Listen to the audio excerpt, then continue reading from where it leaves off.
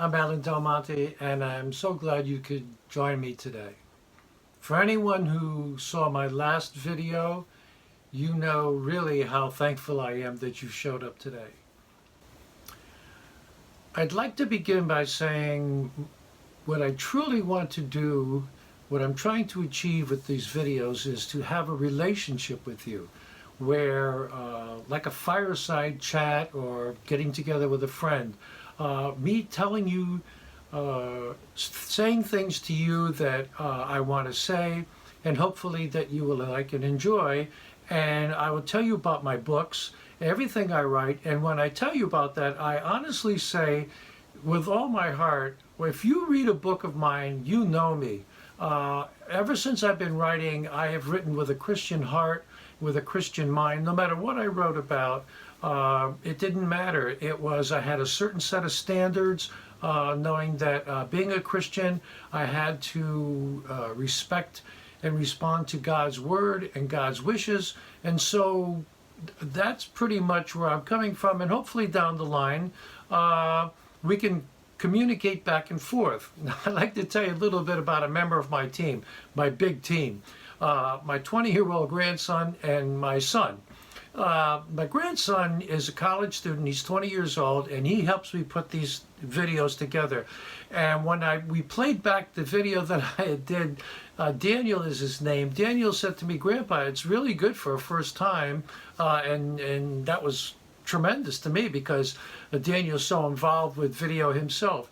He said, "But I got to tell you, it seemed like you didn't want anybody to disagree with you, or if they disagreed with you, you didn't want to hear from them." And I thought about that, and I said, "Oh, Daniel, that's not what I meant at all. What I meant to say was, absolutely, you're not going to always agree with everything I say, and you'll find out as you watch these videos that I put together. I didn't agree with everything that my wonderful Bishop Pastor Jay Ramirez said to me, but we always had a great back and forth. And eventually, I'm going to do this thing where I allow comments, and you'll get in touch with me, and I will answer you back, and we will have a relationship." So right now, I'd like to start by talking about, again, my first bona fide Christian book, The Merchant Prince.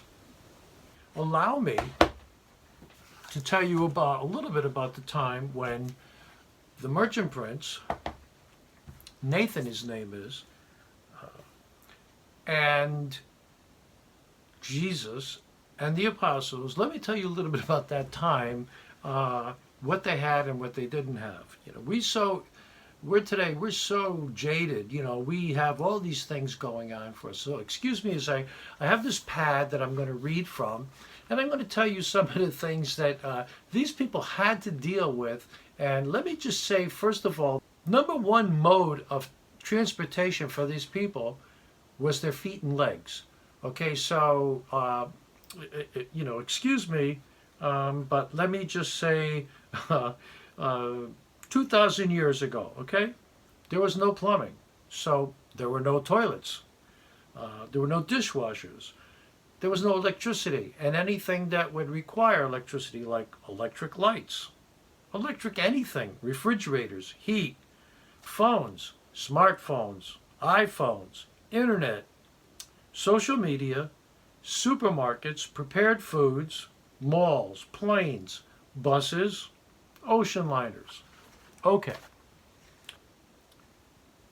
What exactly did these gentlemen do to achieve this amazing thing we enjoy today that is not only started back then, but has lasted and grown for over 2,000 years?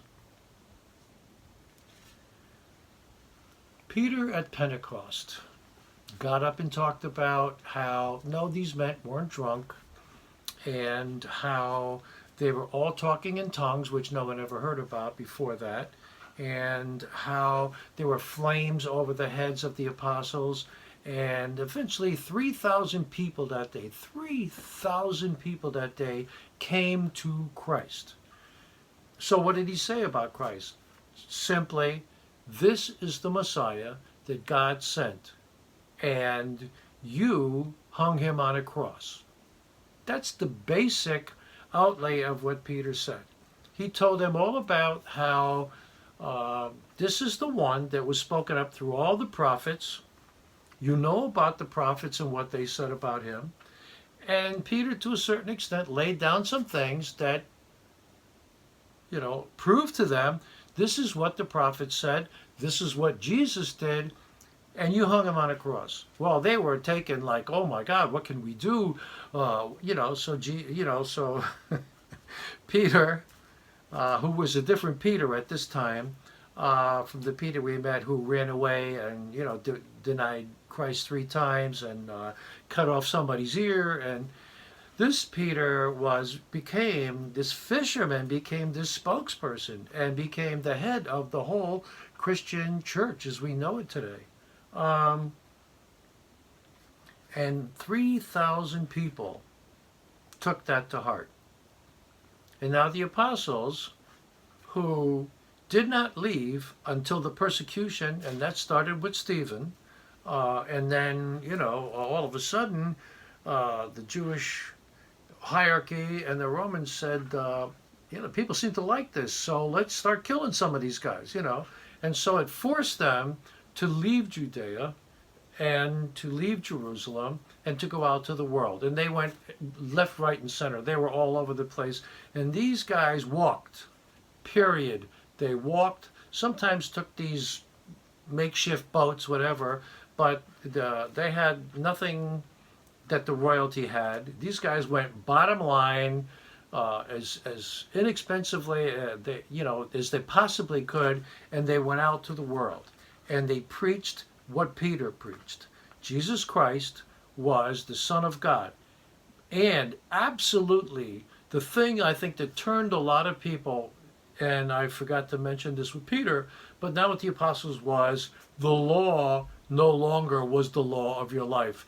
Jesus was now the one sacrificial lamb that came to, for now and forever, do away with the law and the sin that was automatic in the law.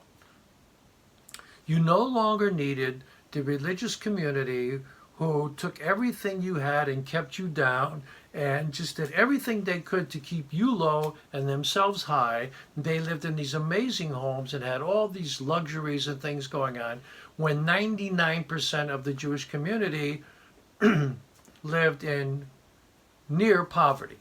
So this was their message. Jesus Christ was the Son of God. He came down. He answered the words of the prophets. He proved that the words of the prophets were true.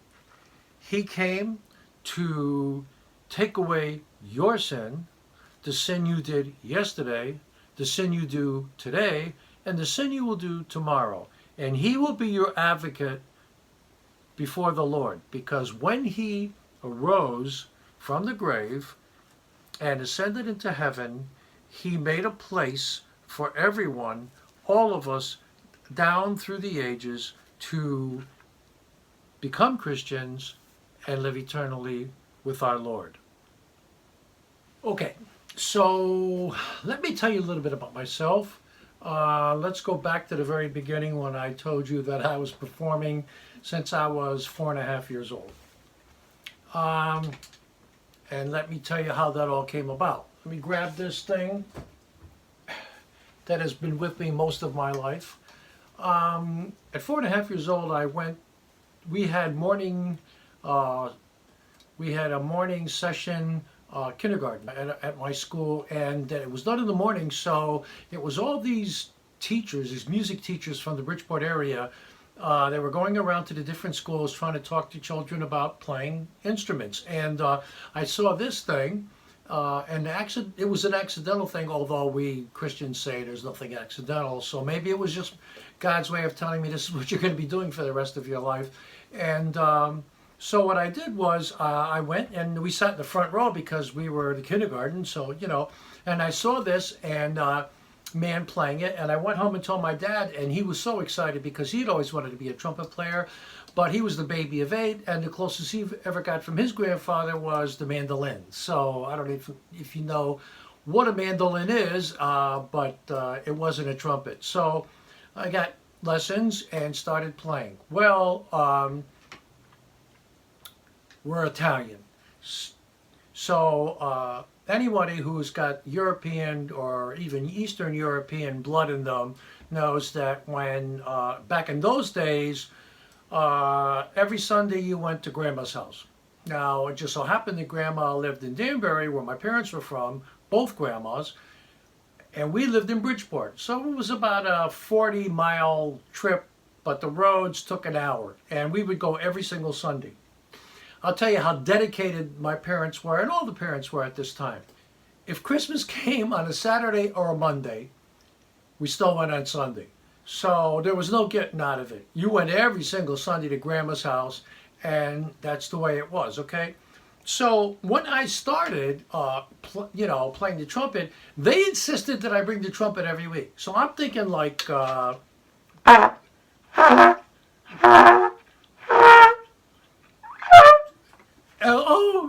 he's playing the trumpet. I'm lost. So over the years, I studied. I was classically trained.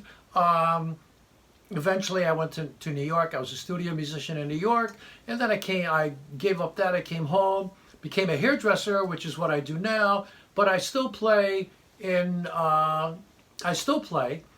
church, and I love it. Okay, so now we're in school, and I become pretty good trumpet player. So we're performing in school. We're performing in high school, and I make all-state orchestra in Connecticut. And so I do that, and I'm the be-all, end-all trumpet player. And then I go to college, and then eventually I decide teaching is not for me. I switched out of music in my freshman year. I went to history, and I got a degree in secondary education to teach history. A little short term with that, and was like, goodbye. I always wanted to go to New York and be a musician. I went, and I lived there for 10 years, and again, performed in the studio, performed in the clubs.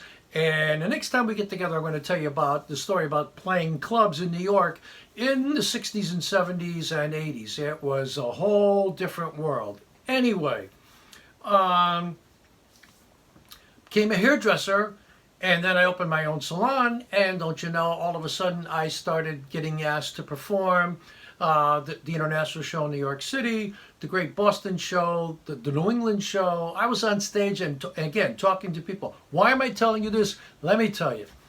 Easy. I could perform in front of thousands of people. Let me tell you something. I have the greatest amount of respect for the people who do and have been doing just what I'm doing now, videos. I got to tell you, to look into one thing and to concentrate mostly on that, I got to be honest with you. You can't walk right, you can't walk left, you can't, whatever. This is it.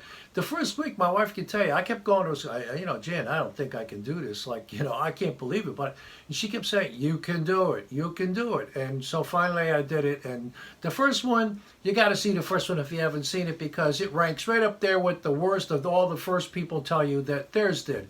But this is my second. I'm feeling really, really comfortable, and I really want to get to know you. Okay, so let's get back to this.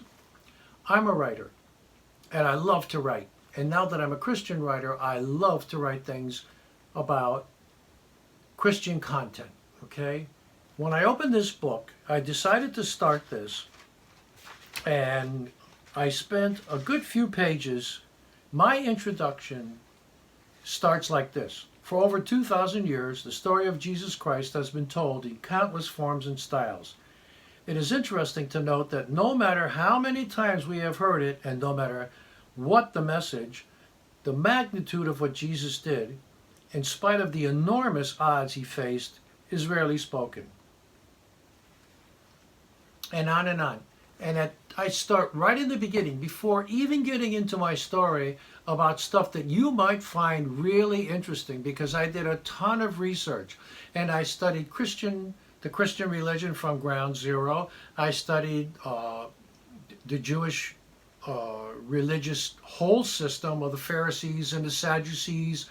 I studied Roman history, being a history buff, history teacher, history education.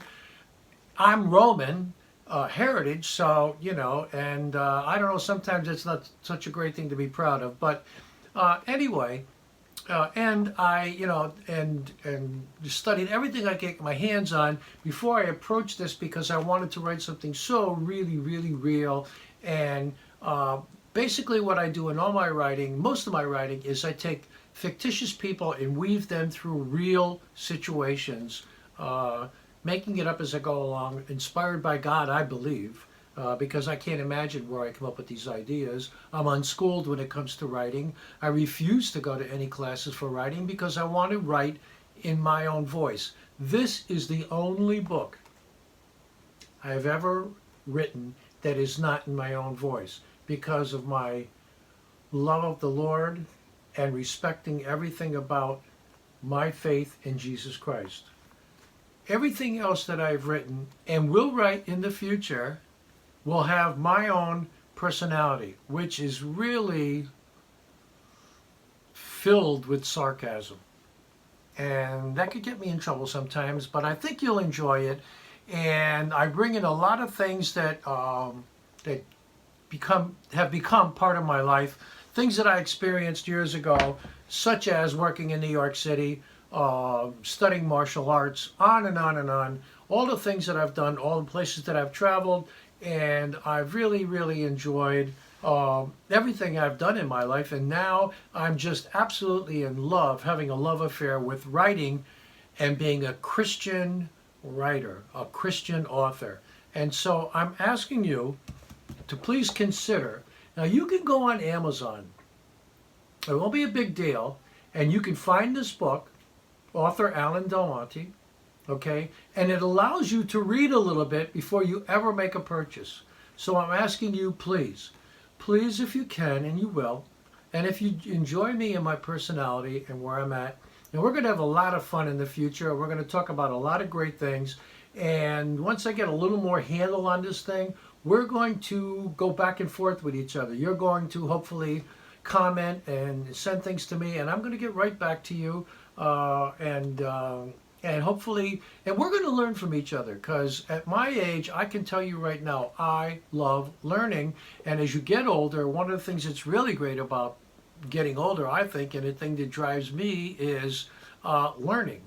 Now, for you young Christians who are possibly going to lock into Alan Del Monte, I have so much that I could give you, so much that I could tell you, so much that I could share with you. Now, think about this, okay? I was born during the Second World War, okay? Think about that. Now, after that came the Korean War.